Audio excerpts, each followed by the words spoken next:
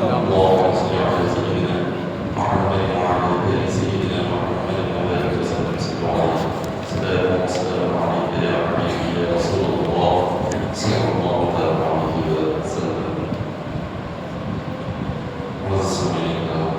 اللہ تبارک و تعالیٰ احادیث جو بارے سورہ تحریم میں ارشاد فرما رہا ہے، اے ایمان والو تم سچی توبہ کیا کرو، صحیح توبہ کیا کرو۔ ایک ہوتا ہے توبہ کرنا، ایک ہوتا ہے صحیح توبہ کرنا، ان دونوں میں بڑا فرق ہے۔ توبہ جو ہوتی ہے ایک جس کو عام طور پہ ہم زبان سے کہتے ہیں کہ ہم گناہوں سے توبہ کرتے ہیں، یہ ایک عام توبہ، لیکن ایک صحیح توبہ جو ہوتی ہے کہ جب بندہ اللہ کی بارگاہ میں صرف زبان سے نہیں وہ دل سے کہتا ہے کہ مولا میں اپنے گناہوں سے توبہ کرتا ہوں اور دوبارہ میں گناہ کے قریب نہیں جاؤں گا، تو جو توبہ دل سے ہو اس کو سچی توبہ کہتے ہیں۔ جو زبان سے ہو اور اس توبہ کا اثر بندے کے اعمال سے ظاہر نہ ہو، اس توبہ کا اثر بندے کی زندگی میں ظاہر نہ ہو، توبہ کے بعد اگر بندے کی زندگی نہ بدلے، توبہ کے بعد اگر وہ بندہ گناہ کرنا نہ چھوڑے، تو سمجھ جاؤ اس کی جو توبہ ہے وہ سچی توبہ نہیں ہے، اس کی توبہ جھوٹی توبہ ہے، زبان کی توبہ، دل سے توبہ۔ تو اللہ نے ہمارے پاک میں فرمایا کہ صرف زبان سے توبہ نہیں کرنا بلکہ توبہ دل سے کرنا، اور تمہاری توبہ کا اثر زندگی میں نظر آئے، تمہاری توبہ کا اثر تمہارے اعمال میں نظر آئے۔ اللہ نے قرآن پاک میں اس کا ذکر فرمایا۔ حدیث پاک میں آپ علیہ السلام ارشاد فرماتے ہیں کہ حضور علیہ السلام نے فرمایا کہ اللہ نے حضرت ابراہیم علیہ السلام جب آسمان پر لے جانے کا حکم دیا، ابراہیم علیہ السلام جب آسمان پر گئے، انہوں نے ایک انسان کو دیکھا کہ ایک مرد اور ایک عورت یہ دونوں آپس میں گناہ کر رہے ہیں۔ جیسے ابراہیم علیہ السلام نے دیکھا ان لوگوں کے لیے بددعا کرنا، بددعا کرنا تھا کہ اللہ کا عذاب نازل ہوا اور وہ دونوں کے دونوں ہلاک ہو گئے۔ اسی وقت میں ان دونوں پر موت طاری ہو گئے۔ پھر حضرت ابراہیم علیہ السلام نے جب آسمان پر پہنچے تو وہاں سے آپ نے دیکھا کہ ایک بندہ ہے، وہ بھی گناہوں میں مبتلا ہے، وہ بھی گناہ کر رہا ہے۔ ابراہیم علیہ السلام نے جب اس کو گناہوں میں دیکھا تو اللہ کی بارگاہ میں اس بندے کے لیے بھی بددعا کرنا چاہا۔ اللہ تعالیٰ نے فرمایا کہ اے ابراہیم اس بندے کے حق میں بددعا مت کیا کرو، اس بندے کے حق میں بددعا مت کرو۔ ابراہیم علیہ السلام نے پوچھا کہ مولا ایسا کیوں؟ تو اللہ تبارک و تعالیٰ نے فرمایا کہ اس لیے کہ اس بندے کو میں مہلت دے رہا ہوں، یہ گناہ تو کر رہا ہے، یہ گناہ تو کر رہا ہے، لیکن اللہ تبارک و تعالیٰ کی یہ شان ہے، خدا کا طریقہ یہ ہے کہ جب کوئی بندہ اس کی نافرمانی کرے، گناہ کرے، فوراً اللہ عذاب نازل نہیں فرماتا، بلکہ اللہ تبارک و تعالیٰ اس بندے کو مہلت عطا کرتے ہیں، اس کو ڈھیل عطا کرتے ہیں۔ اور گناہ کے بعد جب بندے کی زندگی میں اگر کوئی عذاب نہ آئے، کوئی تکلیف مصیبت نہ آئے، تو یہ سمجھنا چاہیے کہ اللہ نے اس کو ایک وقت تک کے لیے مہلت دی ہے۔ اب اس ایک وقت تک بندے کو کیا کرنا ہے؟ اللہ تبارک و تعالیٰ نے فرمایا کہ ابراہیم یہ بندہ یہ 3 کاموں میں سے کوئی ایک کام ضرور کرے گا۔ اگر جو کوئی گناہگار بندہ اپنی زندگی میں 3 کاموں میں سے کوئی ایک کام کر لے، اللہ تعالیٰ اس کی بخشش فرما دے گا۔ پہلا کام کیا ہے؟ فرمایا کہ یہ بندہ توبہ کرے گا۔ اللہ تبارک و تعالیٰ نے اس کے گناہ کو دیکھ کر فوراً عذاب نازل نہیں کیا، کہا کہ میں اس کو وقت دے رہا ہوں، یہ واپس پلٹ کر آئے گا اور توبہ کرے گا۔ جب توبہ کرے گا اس کی توبہ کو قبول کر کے اس کو گناہ سے صاف کر دو۔ پھر اس کے بعد اللہ نے فرمایا کہ اگر توبہ نہیں गुनाहों की माफी तो मांगेगा।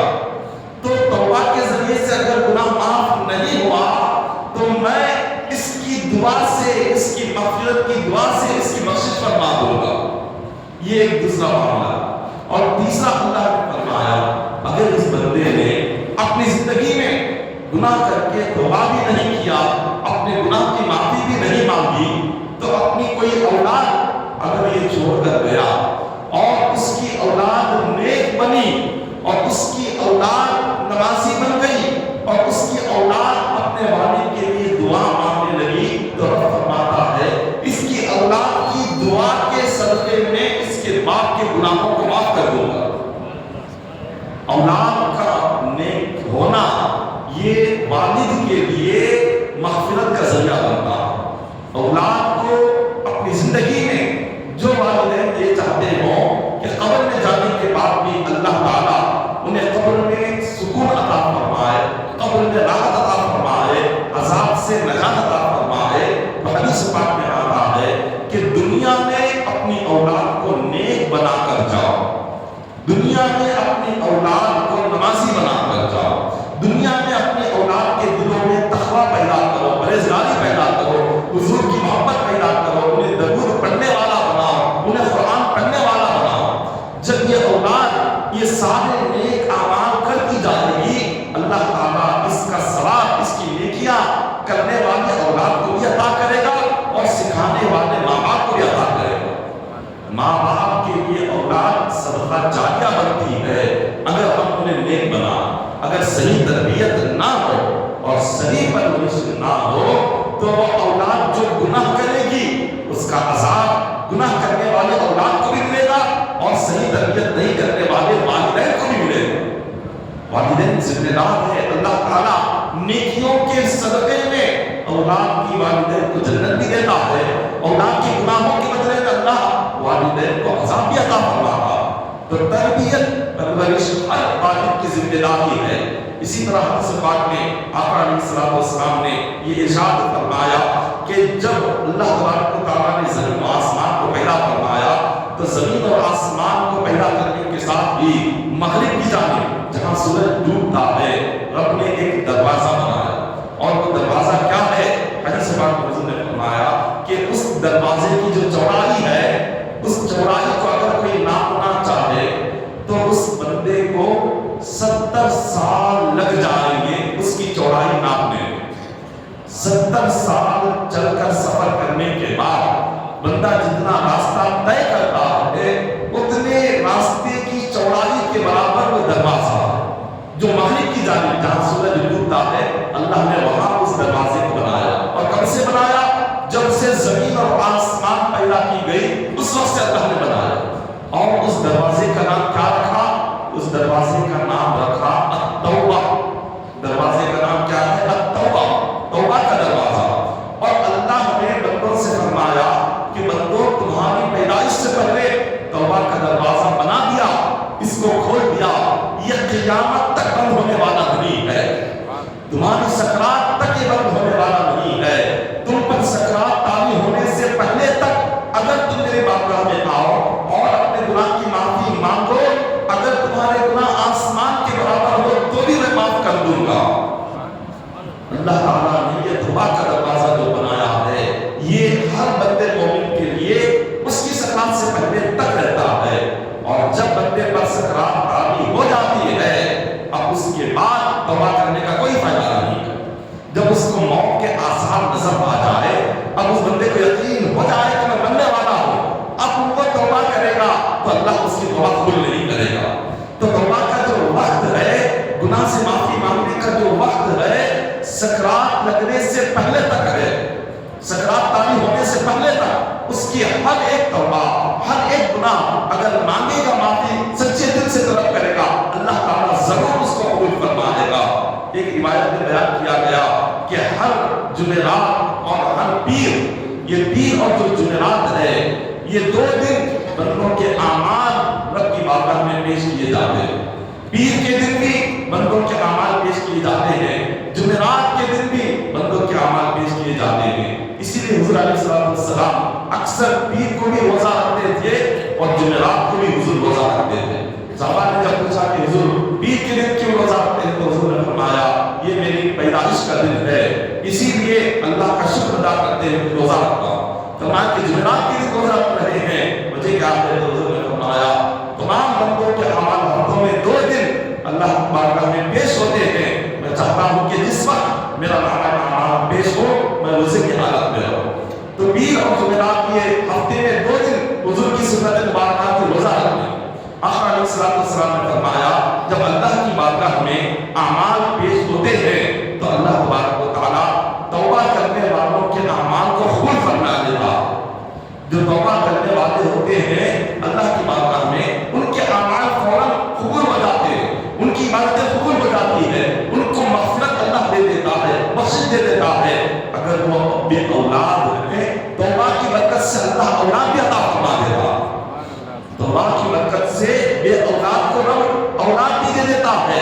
اور پھر اس کے بعد فرمایا جن کے دلوں میں اگر دنیا میں رہتے ہوئے بغض ہو، کینہ ہو، حسد ہو اور اپنے تعلقات کو توڑے ہوئے ہو، رشتوں کو توڑے ہوئے ہوں، ایسوں کے اعمال جب پیش کیے جاتے ہیں اللہ تعالیٰ فرماتا ہے جب تک یہ 2 لوگ جنہوں نے رشتہ توڑا ہے جب تک ان کا رشتہ نہیں جڑے گا اس وقت تک میں ان کی نماز قبول کروں گا نہ روزہ قبول کروں گا۔ رشتہ توڑ کر دنیا میں بات چھوڑ دینا، کئی سالوں تک، مہینوں تک باتوں کو چھوڑ دینا، رشتوں کو توڑ دینا، محبتیں ختم کر دینا، ایسے بندوں کے اعمال جب اللہ کی بارگاہ میں پیش ہوتے ہیں تو اللہ فرماتے ہیں کہ فرشتوں ان کے اعمال کو رکھ دو، میں ان کے اعمال کو قبول نہیں کروں گا۔ کب تک؟ جب تک یہ لوگ آپس میں صلح نہ کریں، آپس میں بات نہ کر لے، جب تک ان کے دلوں کے اندر کا بغض، کینہ، حسد ختم نہ ہو اس وقت تک ان کے کوئی اعمال قبول نہیں۔ شریعت میں 3 دن سے زیادہ کسی سے بات نہ کرنے کی اور رشتہ توڑنے کی اجازت نہیں ہے۔ 3 دن اگر ہو گئے اب اس کے بعد دونوں میں کوئی بھی جس کی وجہ سے رشتہ ٹوٹا ہے، جس کی وجہ سے باتیں چھوٹی ہے، دونوں میں کوئی نہ کوئی ایک سلام کرے، کوئی نہ کوئی بات کرے۔ حضور علیہ السلام نے فرمایا کہ اگر تم سلام کرو رشتہ جوڑنے کے لیے اور سامنے والے نے جواب نہ دیا تو اب سلام کرنے والے کو گناہ نہیں ہے، جواب نہیں دینے والے کو گناہ ہے، دونوں کا گناہ۔ اگر کوئی بندہ رشتہ جوڑنا چاہتا ہو، اس حدیث پاک میں حضور نے فرمایا ایک صحابی آئے اور کہا کہ حضور میرے رشتہ دار بڑے ظالم ہیں، میں رشتہ جوڑنا چاہتا ہوں وہ توڑنا چاہتے ہیں، میں نرمی سے پیش آتا ہوں وہ سختی سے پیش آتے ہیں، میں اخلاق سے بات کرتا ہوں وہ بد اخلاقی سے بات کرتے ہیں، مجھے تکلیفیں پہنچاتے ہیں، لیکن میں صبر کرتا ہوں۔ اس صحابی نے کہا کہ حضور وہ جیسے میرے ساتھ کر رہے ہیں کیا میں بھی ان کے ساتھ ویسا ہی کروں؟ میں بڑی کوشش کر رہا ہوں جوڑنے کی، وہ کوشش کر رہے ہیں توڑنے، ظلم کرتے ہیں اور مجھ پر طرح طرح سے وہ مار بھی کرتے ہیں۔ حضور علیہ السلام نے فرمایا وہ چاہے جیسا بھی سلوک کرے مگر تمہارے لیے ضروری ہے تم ان کے ساتھ اچھے اخلاق سے پیش آؤ۔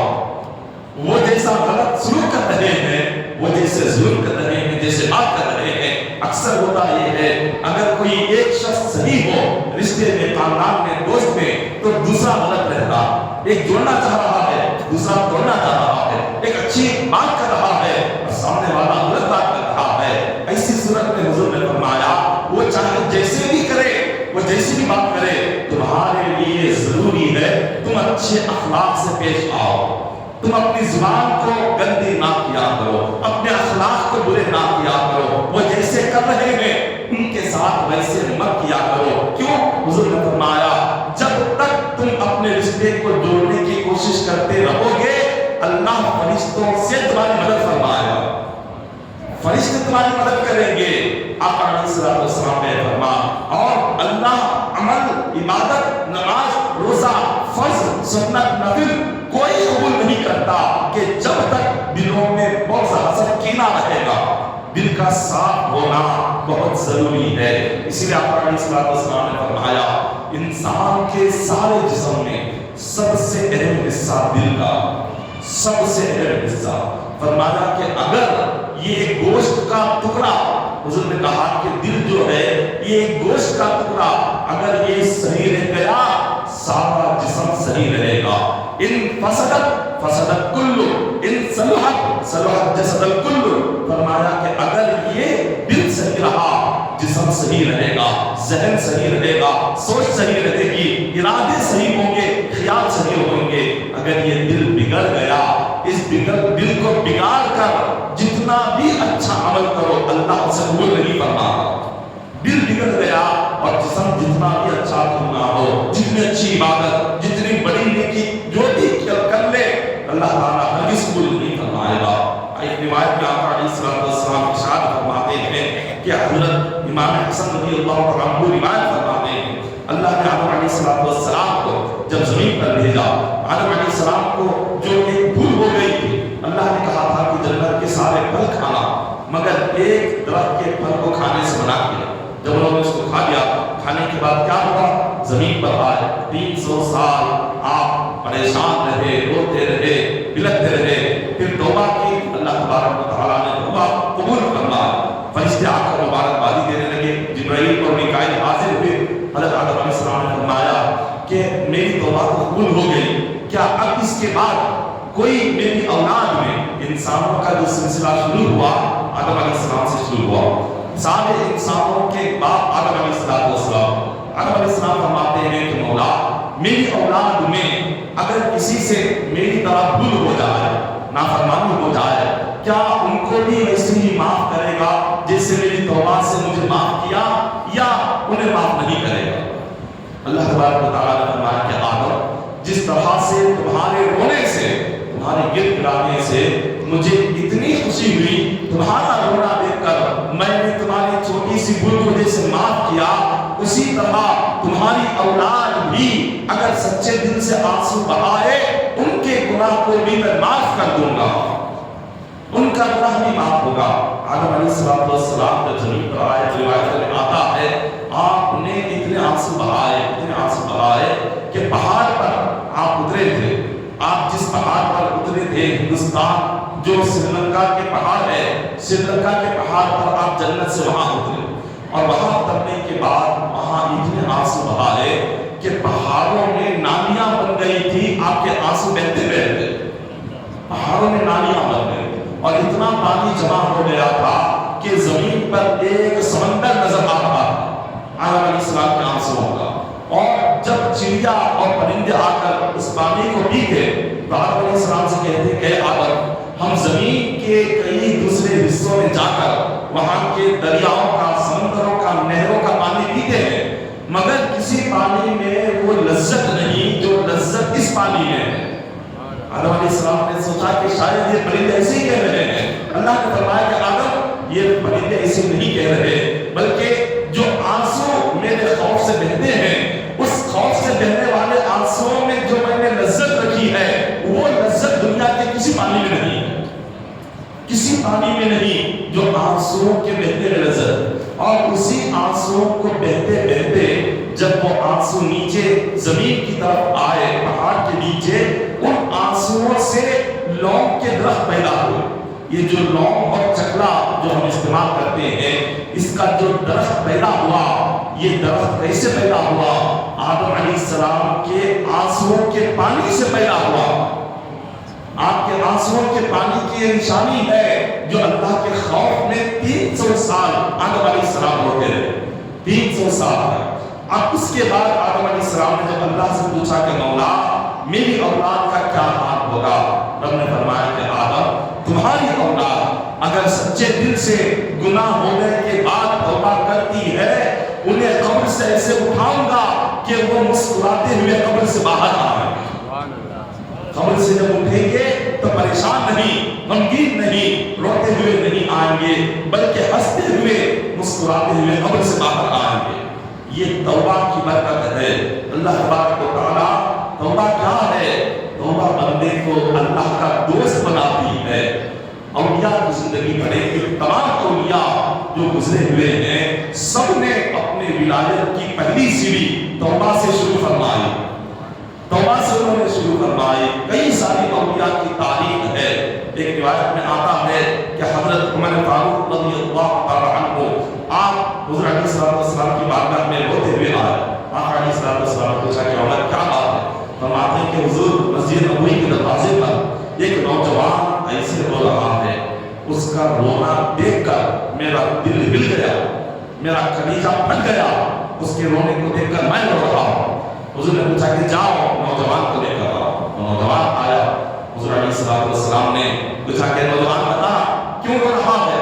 اس نے کہا کہ حضور مجھ سے بہت بڑا گناہ ہو گیا، اور وہ گناہ اتنا بڑا ہے کہ اس کو یاد کر کے رو رہا ہوں۔ حضور نے فرمایا کیا تیرا گناہ ساتوں آسمانوں سے بڑا ہے؟ اس نے کہا کہ ہاں میرا گناہ ساتوں آسمانوں سے بڑا ہے۔ اس نے کہا کیا تیرا گناہ ساتوں زمینوں سے بڑا ہے؟ کہا کہ ہاں میرا گناہ ساتوں زمینوں سے بڑا ہے۔ حضور نے پوچھا کیا تیرا گناہ پہاڑوں کے وزن سے بھی زیادہ بھاری ہے؟ اس نے کہا کہ میرا گناہ زمین کے پہاڑوں سے بھی زیادہ بھاری ہے۔ آقا علیہ السلام نے پوچھا کیا تیرا گناہ بڑا ہے یا اللہ کا عرش الہی؟ اس نے کہا خدا کے عرش سے بھی بڑا میرا گناہ ہے۔ حضور نے فرمایا کیا اللہ کی رحمت بڑی ہے یا تیرا گناہ بڑا ہے؟ اس نے کہا کہ اللہ کی رحمت ہر چیز سے بڑی ہے، میرا گناہ تو رب کی رحمت کے آگے، اس کی بخشش کے آگے کچھ نہیں۔ تو حضور نے فرمایا اب بتلاؤ جب رب کی رحمت تیرے گناہ سے بڑی ہے تو اس رحمت کا واسطہ ہے، تیرا گناہ کیا ہے جس کی وجہ سے تو اتنا پھوٹ پھوٹ کے رو رہا؟ اس نے کہا کہ یا رسول اللہ صلی اللہ علیہ وسلم مجھے بتاتے ہوئے شرم آ رہی ہے۔ حضور نے کہا کہ کوئی بات نہیں، جب تک اپنا گناہ نہیں بتاؤ گے میں تمہیں اس گناہ کی مغفرت کا ذریعہ کیا کیسے بتاؤں گا، اس گناہ کی معافی کے لیے کیا کرنا ہے میں کیسے کروں گا۔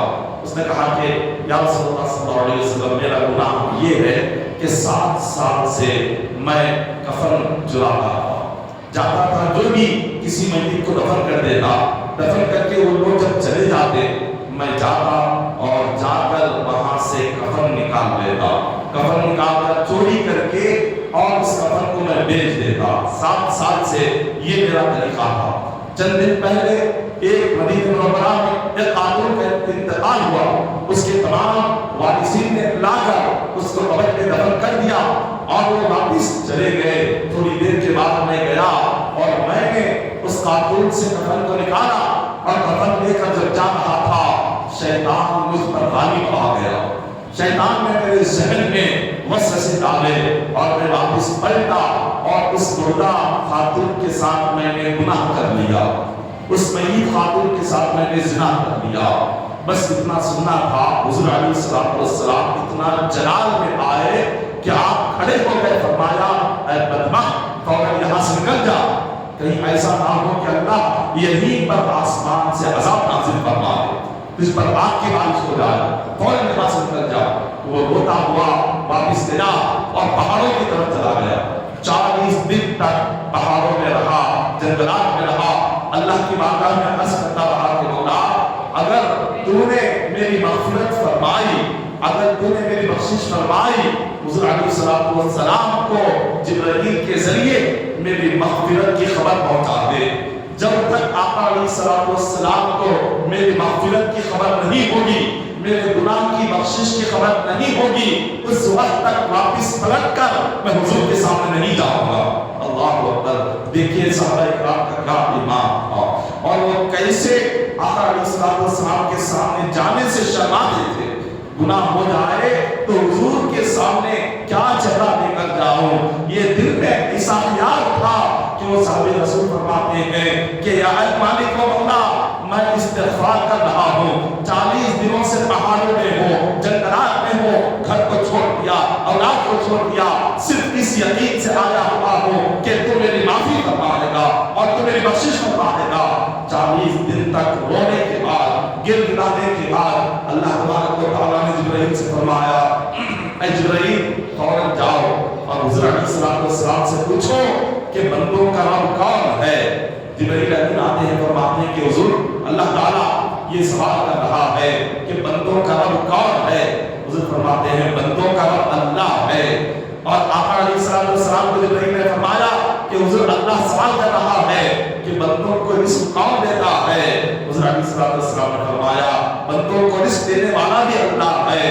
جبرائیل فرماتے ہیں وہی اللہ جس نے سارے بندوں کو پیدا کیا، جنہیں رزق دیتا ہے، وہ اللہ کہہ رہا ہے کہ جو بندہ 40 دن پہلے آیا تھا آپ کے کے پاس اپنے گناہوں کو ظاہر کرنے کے لیے، اپنے نافرمانی کو ظاہر کرنے کے لیے جبرائیل فرماتے ہیں کہ یا رسول اللہ صلی اللہ علیہ وسلم، اللہ کو 40 دن کا رونا گر گرانا اتنا پسند آیا ہے۔ رب فرماتا ہے کہ اس کا جتنا بھی بڑا گناہ تھا اس کے رونے سے اللہ نے اس کو معاف فرما دیا ہے۔ ایک بندے کا اتنا بڑا گناہ کہ جس کو سن کر حضور جلا گیا ہے، حضور کھڑے ہو گئے، اپنے در سے اس کو نکال دیا، کہا کہ دوبارہ یہاں نہ آنا، لیکن اللہ فرماتا ہے اس کو دھتکار کر نہ بھیجو، بلکہ فرمایا کہ جاؤ اپنے صحابہ کو بھیجو، اس کو اپنے پاس بلاؤ اور یہ خوشخبری سناؤ کہ اللہ نے تمہارے اس گناہ کو معاف کر دیا ہے۔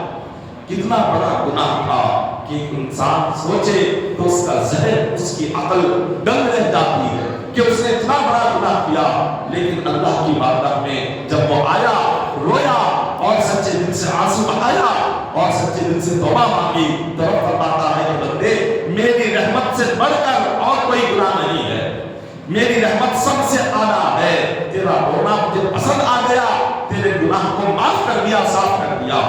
بنی اسرائیل کا ایک شخص موسیٰ علیہ السلام کے زمانے میں تھا، اس کا یہ حال تھا کہ اس نے اپنی زندگی کے 20 سال اللہ کی عبادت میں گزارا، 20 سال لگا اور 20 سال نافرمانی کی، 20 سال تک تو اتنی عبادت کرتا رہا کہ جس کی انتہا، جیسے 20 سال وہ گزر گئے، اب آگے کے جو 20 سال تھے صرف گناہ میں لگا، نافرمانی میں لگا۔ ایک دن آئینے کے سامنے کھڑا ہوا تھا، آئینے کے سامنے جب اس نے دیکھا کہ اس کے بال سفید ہو رہے ہیں، چہرے کے بال، سر کے بال یہ سفید ہوتے جا رہے ہیں، اس نے جب اپنے بالوں کی سفیدی دیکھی تو آنکھوں میں آنسو آ گئے، کہا کہ مولا بال تو سفید ہو گئے مگر گناہ کی عادت نہیں جا رہی ہے، گناہ کی جو عادت ہے وہ عادت نہیں جا رہی ہے۔ اس نے سوچا کہ مولا 20 سال تیرے پاس آتا رہا، تیری دہلیز پر سر جھکاتا رہا، تیرا بن کر رہا، لیکن 20 سال کے بعد تیرا در چھوڑ دیا، گناہوں میں پڑ گیا۔ وہ کہتا ہے کہ مولا کیا واپس پلٹ کر آؤں گا تو مجھے قبول کرے گا یا مجھے دھتکار دے گا؟ یا واپس پلٹ کر آؤں گا تو اپنائے گا یا مجھے اپنے در سے باہر کرے گا؟ یہ روتا رہا، اللہ کی بارگاہ میں سوال کرتا رہا۔ بارگاہ خداوندی سے آواز آئی کہ اے بندے، جب تک تو واپس نہیں آئے گا تیرے لیے میری رحمت کے دروازے کھلے رہیں گے۔ خدا فرماتا ہے کہ تو نے 20 سال میرے پاس رہا، محبوب بن کر رہا، تو واپس چلا گیا، میں نے مہلت دی، تجھے وقت دیا، اب وہ وقت آ گیا ہے کہ تو واپس پلٹ کر آ جائے۔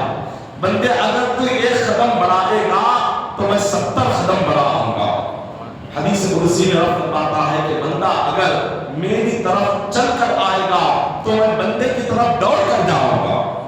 رب نے کہا اگر تو ایک بالش بڑھائے گا میرے پاس آنے کے لیے تو میں ایک ہاتھ بڑھاؤں گا تیرے پاس آنے کے لیے۔ تو اللہ تبارک و تعالیٰ کو انتظار کر رہا ہے کہ کب بندہ واپس پلٹے گا، کب میرے پاس آئے گا۔ اب یہ واپس پلٹنے کے لیے راستہ کیا ہے؟ گناہوں سے پلٹنے کا جو راستہ ہے وہ توبہ کا راستہ ہے۔ توبہ کہتے ہی ہے واپس پلٹ کر آنے کو۔ جب بھی بندے کو احساس ہو گیا کہ اب میں نے بہت بڑی غلطی کر دی ہے، مجھے رب کی بارگاہ میں پلٹنا ہے، اسی لمحہ اس کو توبہ کرنا ہے۔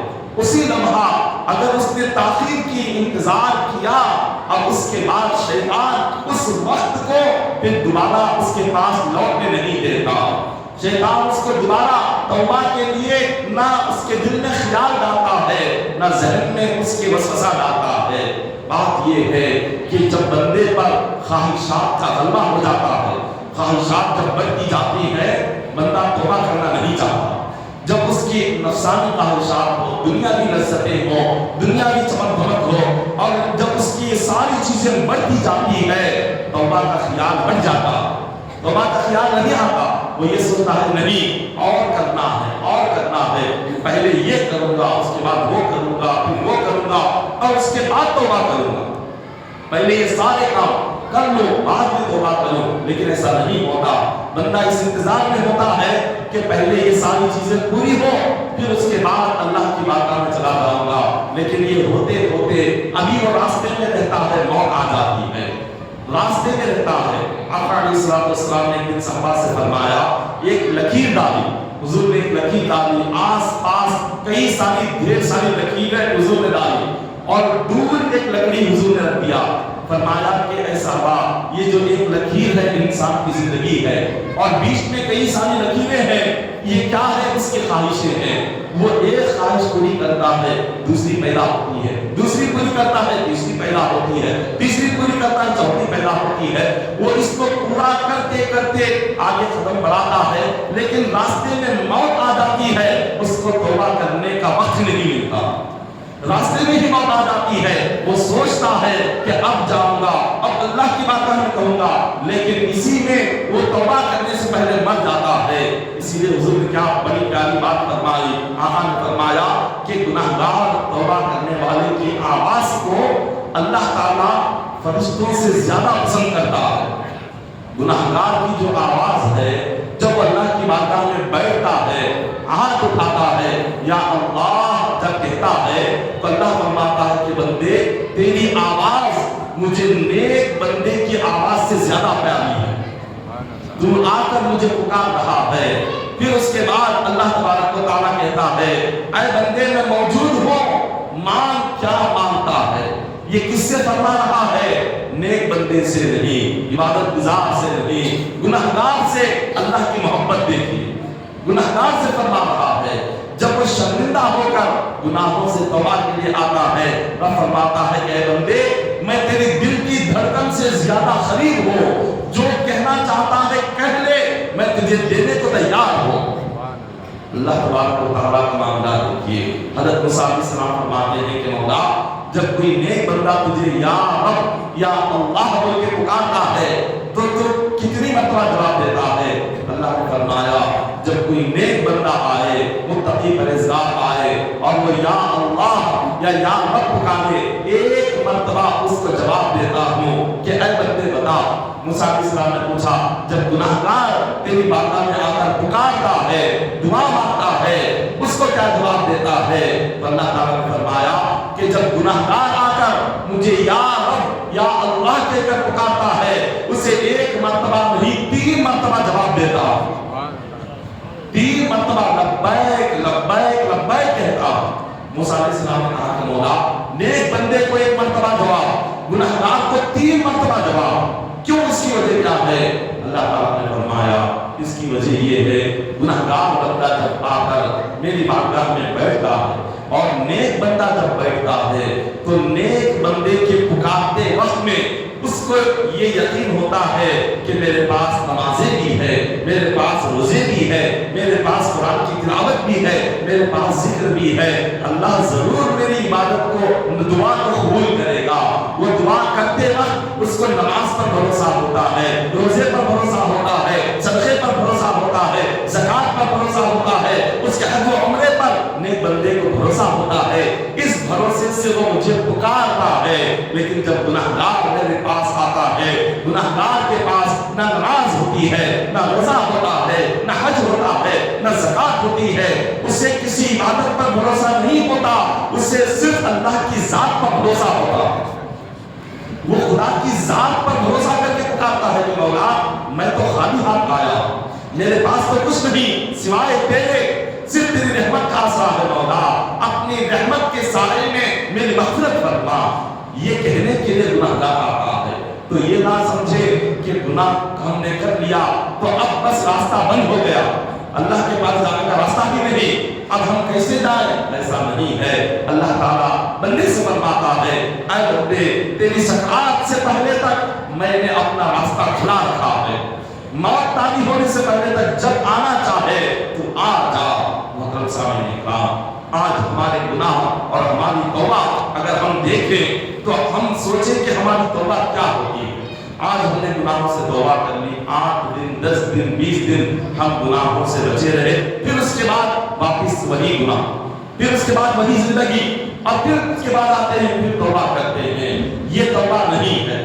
توبہ اگر سیکھنا ہو بزرگان دین کی زندگیوں سے سیکھو, اللہ والوں کی زندگیوں سے سیکھو کہ توبہ کسے کہتے ہیں. حضرت خواجہ حاتم اصم رحمۃ اللہ تعالی علیہ, آپ اپنے وقت کے بہت بڑے ولی کامل اور بزرگ گزرے ہیں. خواجہ حاتم اسم، آپ کی زبان سے ایک اچانک سے کوئی ایک غلط لفظ نکل گیا، کوئی غلط بات آپ نے کہہ دی، جیسی وہ غلط بات کہی دل میں اتنا افسوس ہوا کہ میں نے اپنی زبان سے یہ غلط بات کہی کیسے، بس اس ایک غلط بات کی وجہ سے اپنی زبان کو دانتوں کے درمیان رکھ کر ایسے دبایا کہ زبان زخمی ہو گئی، زبان سے خون بہنے لگا، اور کہا کہ مالک و مولا تجھ سے وعدہ کرتا ہوں جس زبان سے میں نے غلط بات کہی ہے دوبارہ کبھی اس زبان سے بات نہیں کروں گا۔ خاموش ہو گئے، 20 سال تک آپ نے بات کسی سے کی نہیں، 20 سال تک بات نہیں کی، 20 سال کے بعد موت آ گئی، دنیا سے رخصت ہو گئے، اپنی موت تک زبان سے ایک لفظ کسی کو نہیں کہا۔ وجہ کیا تھی؟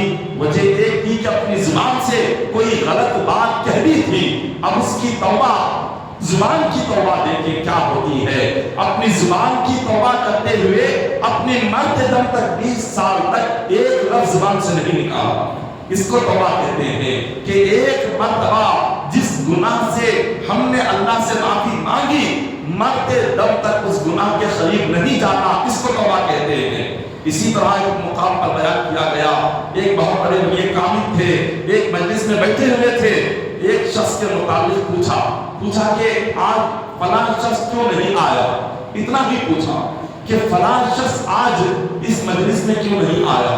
یہ کہنے کے بعد انہیں احساس ہوا کہ اس بات سے کیا فائدہ ہے، نہ دنیاوی فائدہ ہے نہ آخرت کا فائدہ ہے، میں نے یہ بات پوچھی کیسے؟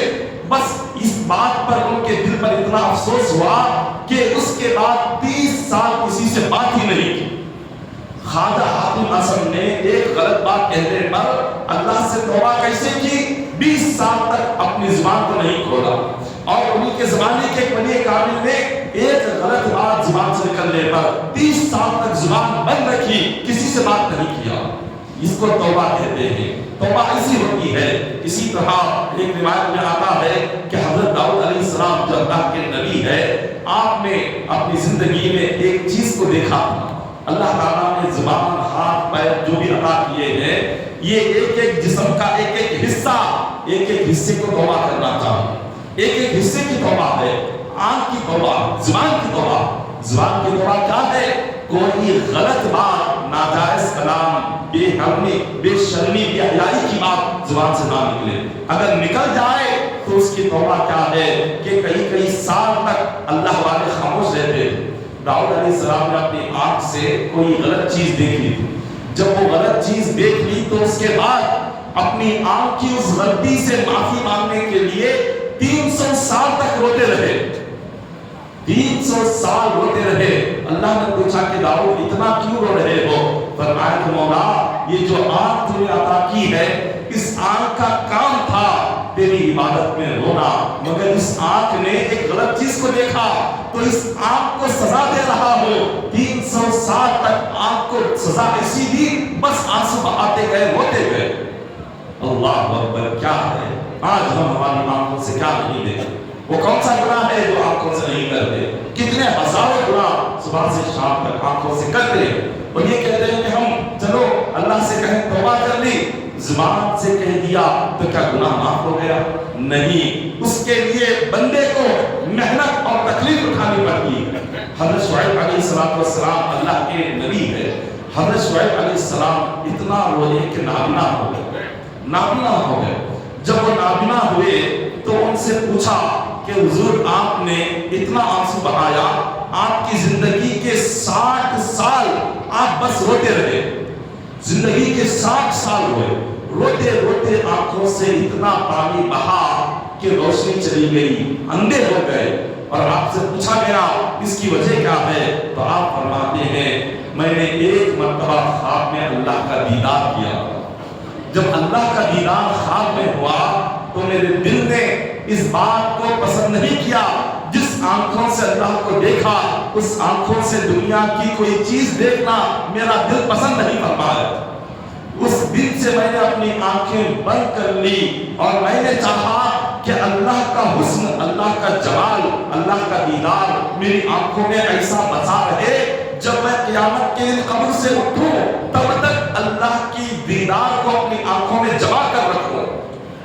یہ حضرت شعیب علیہ السلام 60 سال تک آنکھ نہیں کھولی، کیونکہ اللہ کا جو دینار تھا اس دینار کو سنبھال کر رکھنے کے لیے. جس آنکھ نے اللہ کو دیکھا، اس آنکھ سے دنیا کی چیز دیکھنا اس کو بھی گناہ سمجھتے تھے انبیاء علیہ السلام. اللہ کی دینار کے بعد دنیا کی چیز دیکھنا گناہ سمجھ کر 60 سال تک شعیب علیہ السلام نے آنکھ کھولی ہی نہیں.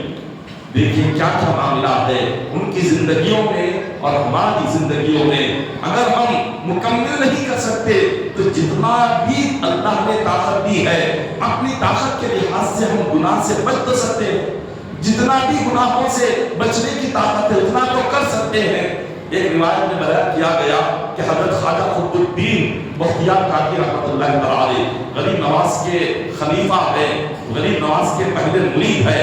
آپ فرماتے ہیں کہ میں ایک جنگل سے گزر رہا تھا، میں نے دیکھا شیخ برہان الدین رحمۃ اللہ تعالی، شیخ برہان الدین حضرت قطب الدین بختیار کاکی کے زمانے کے ایک ولی کامل ہے.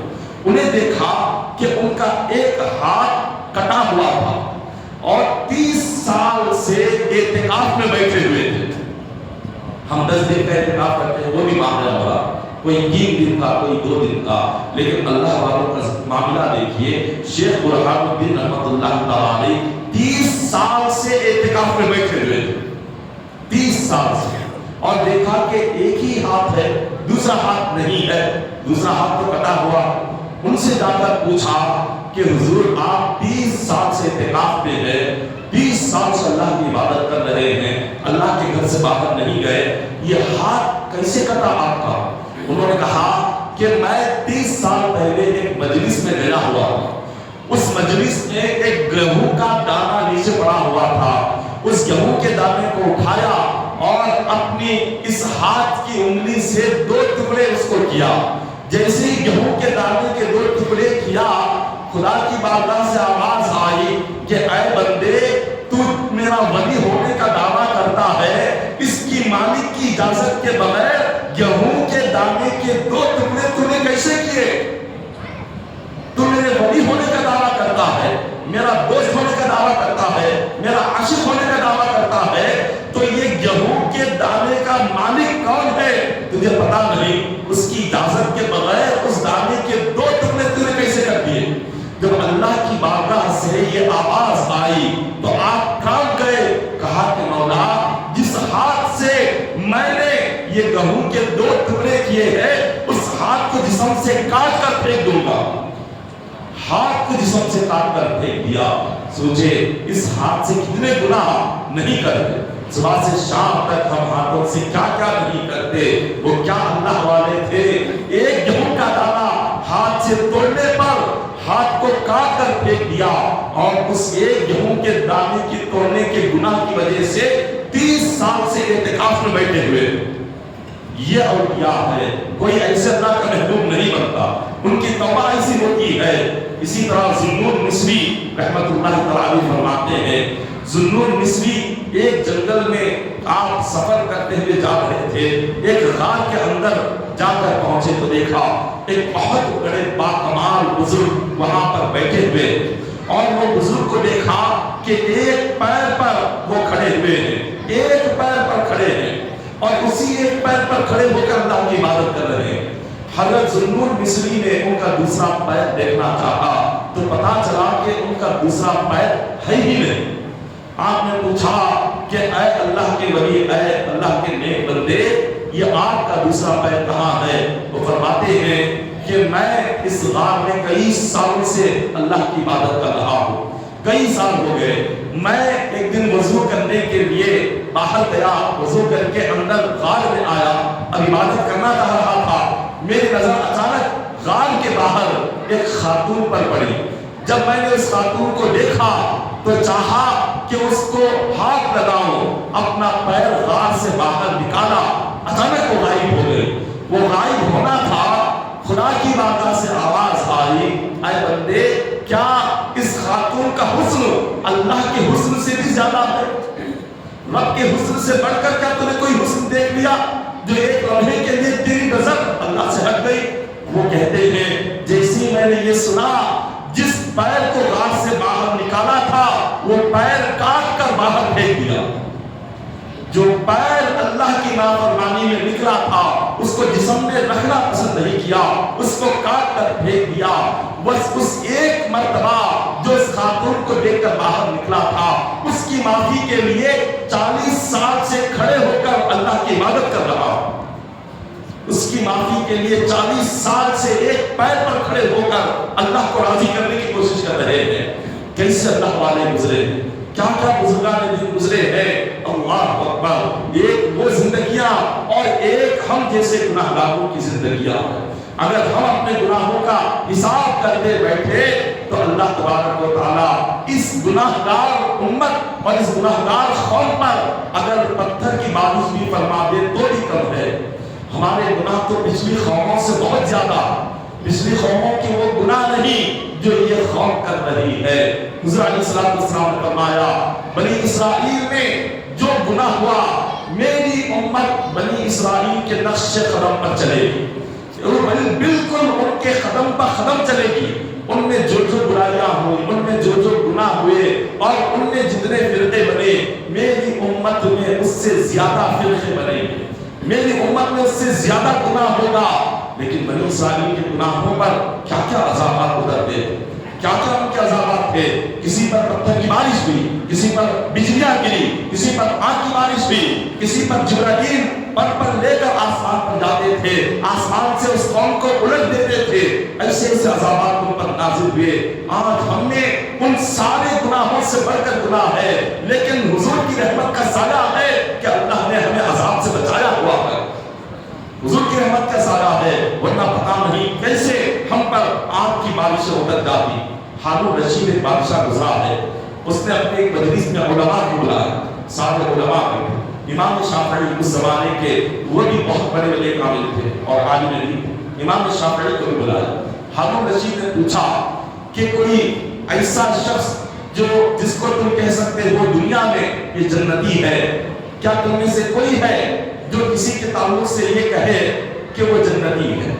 تو سارے علماء کہنے لگے جنتی یا جہنمی اس کا فیصلہ تو قیامت کے دن بھی پتا چلے گا کہ کون جنتی ہے کون جہنمی ہے, کون نیک ہے کون گناہگار ہے, کون قیامت کے دن جہنم میں جائے گا جنت میں جائے گا. یہ دنیا میں تو کوئی کہہ نہیں سکتا, یہ تو قیامت کے دن ہی پتا چلے گا.